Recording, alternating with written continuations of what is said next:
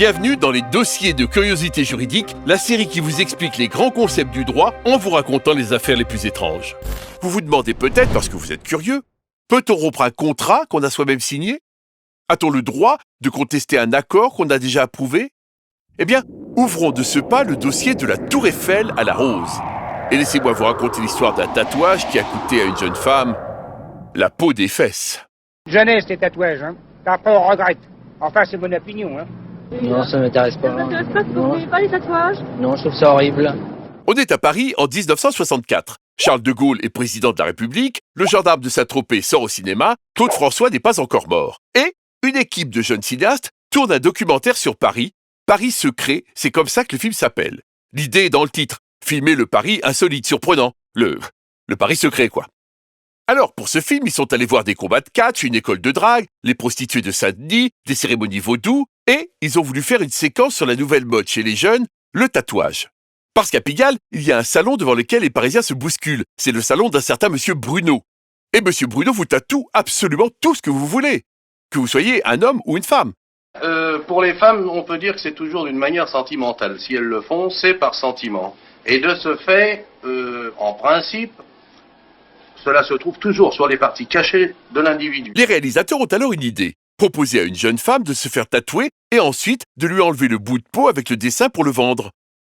La proposition est d'un goût assez discutable, mais ils trouvent quand même quelqu'un d'intéressé. Elle s'appelle Claudine Perrault, elle a 17 ans, et elle accepte de le faire pour 500 francs, 76 €. Ils conviennent d'un contrat, elle le signe, et tout se passe comme prévu. Il l'emmène chez Bruno, elle se fait tatouer devant la caméra une tour Eiffel avec une rose sur la fesse gauche, et 15 jours après, un chirurgien lui prélève le bout de peau, et l'équipe du documentaire le récupère. Le temps passe, le film sort au cinéma, mais la jeune Claudine n'est pas prête d'oublier cette expérience. Parce qu'à la place de la tour Eiffel à la rose, sur sa fesse gauche, il y a maintenant une vilaine cicatrice de 16 cm sur 3, qui lui pose problème. Déjà parce que c'est très moche, ensuite parce qu'elle essaie de se lancer dans le mannequinat et que cette balafre ne plaît pas beaucoup aux agences. Et elle se dit que, même si elle était d'accord, le contrat qu'elle a signé n'avait peut-être pas été fait dans les règles. Alors, en 1967, 3 ans plus tard, elle décide d'attaquer l'équipe du film en justice. Arrivera-t-elle à invalider un contrat qu'elle a pourtant signé? C'est là que je vous explique, en dessin. Que veut Claudine? Claudine veut faire annuler le contrat et obtenir réparation des effets néfastes qu'il a eus sur elle. Plus concrètement, ce qu'elle demande, c'est l'équivalent de 30 000 € de dommages et intérêts, la restitution du morceau de peau et la suppression de la séquence où elle apparaît dans le film. Sauf qu'en France, si vous signez un contrat, celui-ci oblige les parties exactement comme une loi. C'est l'article 1103 du Code civil qui l'énonce. Les contrats légalement formés tiennent lieu de loi à ceux qui les ont faits. Alors, ce à quoi va s'appliquer Claudine, c'est à démontrer que le contrat n'a pas été passé correctement, car si c'est le cas, il sera considéré aux yeux de la justice comme n'ayant jamais existé. Ouf, plus de contrat. Et pour vérifier ça, il y a 3 critères. Il faut que les parties soient en capacité de contracter. Par exemple, si vous êtes mineur et que vous n'avez pas l'accord de vos parents, vous ne pouvez pas signer de contrat.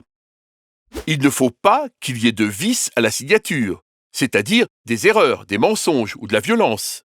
Et enfin, il faut que le contenu du contrat soit licite. Et c'est particulièrement sur ce dernier point que le juge voit un problème. Alors, ça veut dire quoi que le contrat doit être licite?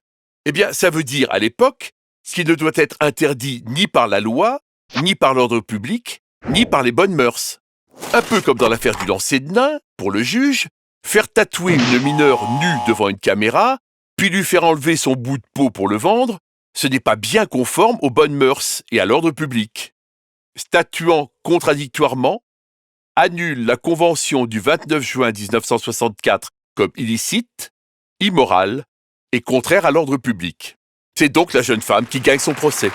Pour protéger le corps humain, le droit français a depuis mis en place le principe d'indisponibilité du corps humain. L'indisponibilité, c'est le fait que votre corps ne vous appartient pas, que ce n'est pas une chose, et que donc vous ne pouvez pas en faire ce que vous voulez. En France, c'est le principe qui justifie, encore aujourd'hui, l'interdiction des mères porteuses ou de l'euthanasie. Aujourd'hui, on parle plutôt de principe de non-patrimonialité du corps humain, puisque le don de certaines parties et certains produits de son vivant est désormais autorisé, à condition que cela soit gratuit. Moralité, votre corps vous appartient, mais dans la limite de ce que la société accepte que vous en fassiez. Vous avez déjà des tatouages? Non, non, pas encore. Vous voulez pas hein? Non, non, non, non, non, non. C'est gratuit. Non, Profitez-en. non, on veut pas. Vous n'aimez pas ça? Non, Vous trouvez pas ça joli? ça fait laid.